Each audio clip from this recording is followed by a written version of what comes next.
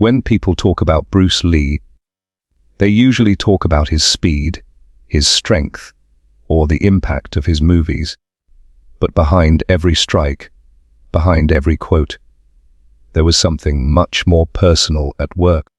Bruce Lee's greatest fight was never in a movie or a dojo. His greatest fight was the fight to be himself.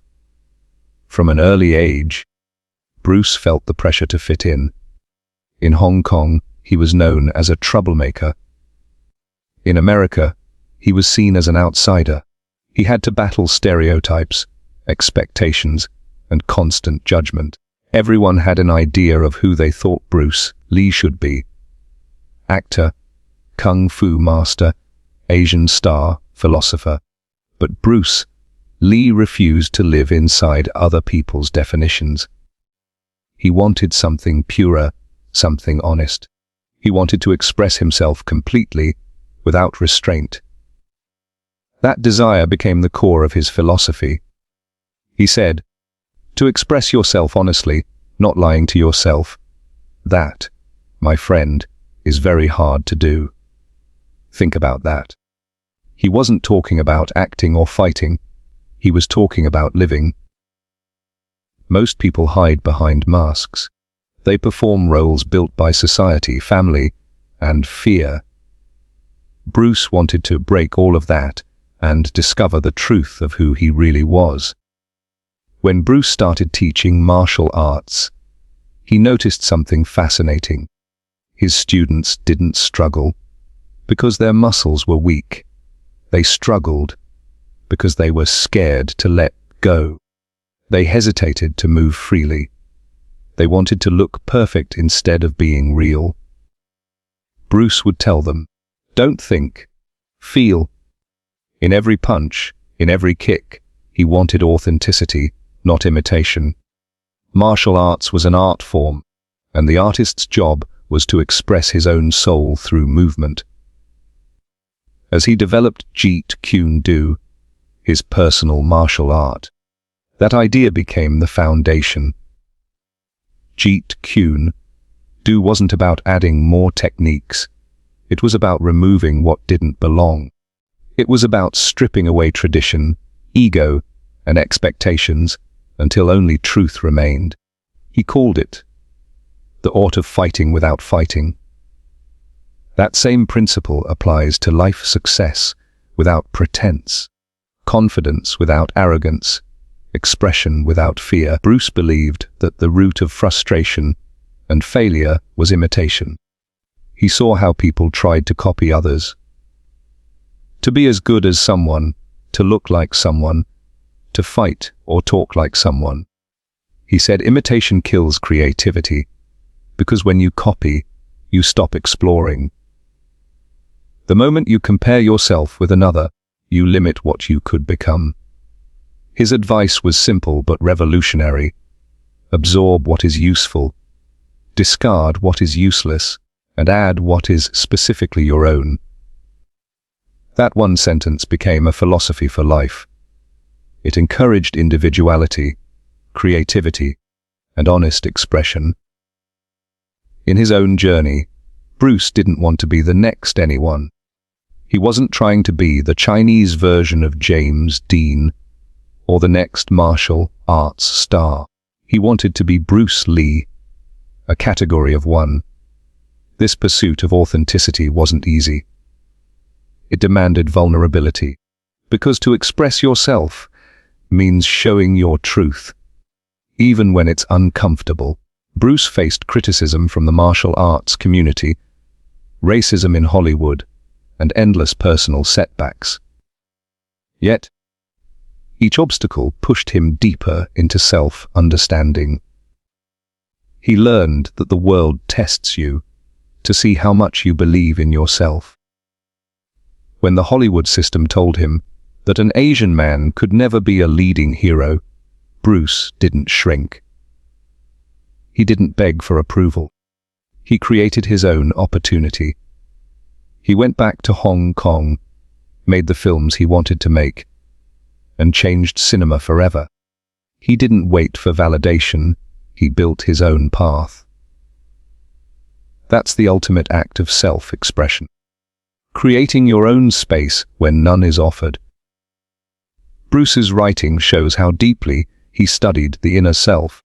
His journals are filled with reflections on ego, freedom, and authenticity.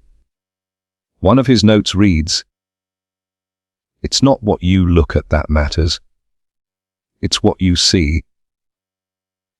He knew that the biggest obstacle to honest expression is self-deception.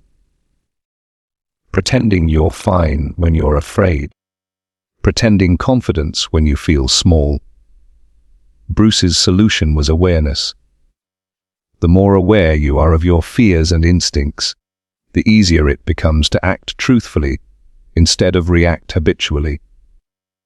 He saw martial arts as a mirror of life. Every punch reveals your state of mind. If you hesitate, it's fear. If you force it, it's ego. If it flows, it's truth.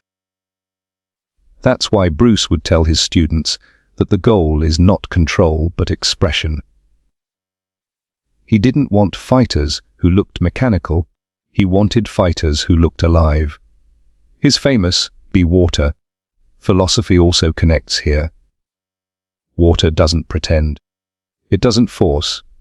It simply becomes whatever it needs to be, completely itself in every form. That's what Bruce wanted for people to adapt, to express, to flow. Be water means let go of the need to be right or perfect. Instead, be genuine and responsive. Life, like water, rewards flexibility. If you watch Bruce in interviews, you can see this philosophy in motion. His eyes are alert but calm, his words spontaneous but precise. He's not performing. He's simply being. That's the beauty of authenticity. It's effortless because it's real, and yet, Bruce warned that being yourself requires courage. The world tries to shape you constantly. It rewards conformity and punishes difference. To stay authentic, you have to fight subtle battles every day. Saying no when others expect yes. Choosing your passion over comfort. Standing firm when people doubt you. This is why Bruce's battle to be yourself is universal. We're all fighting to stay real in a world that teaches us to fake perfection. He used to tell his students that self-expression begins with self-knowledge. Know yourself, and you will know the world. You can't express what you don't understand. That's why reflection, writing, meditation, these were his spiritual workouts. They allowed him to clear his mind, strip away illusions, and reconnect with his true essence. When Bruce choreographed fight scenes, he aimed for truth, not spectacle. He'd change camera angles or movements until it felt right, not just looked good. That same artistic integrity guided his life. He wasn't chasing fame, he was chasing honesty. Even his way of speaking reflected it. Notice how his interviews are direct, unscripted, and transparent. No filters, no image management.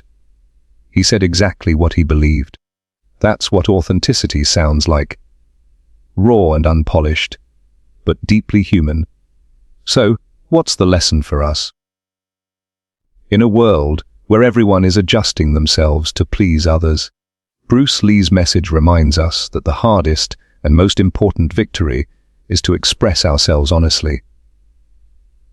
To move, speak, work, and live in alignment with our truth. When you stop trying to be acceptable and start trying to be authentic, that's when creativity awakens. That's when confidence stops being fragile and becomes natural. Bruce Lee showed that authenticity doesn't mean isolation. You can still learn from everyone. Just don't become anyone else. Absorb what helps you grow, reject what limits you, and then add what makes you you. That's how he built Jeet Kune Do. That's how he built his life. The final note Bruce left us with might be the clearest expression of his philosophy. All type of knowledge ultimately means self-knowledge. Everything we study, science, art, work, relationships, is really a mirror showing us who we are. The battle to be yourself is never finished. It's a lifelong practice of awareness and honesty. So, I'll leave you with a question. One Bruce might have asked. Where in your life have you traded authenticity for approval?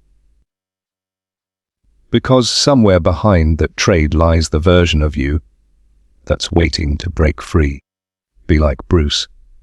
Don't just fight the world, fight the limits inside you. Win the battle to be yourself. The rest will follow.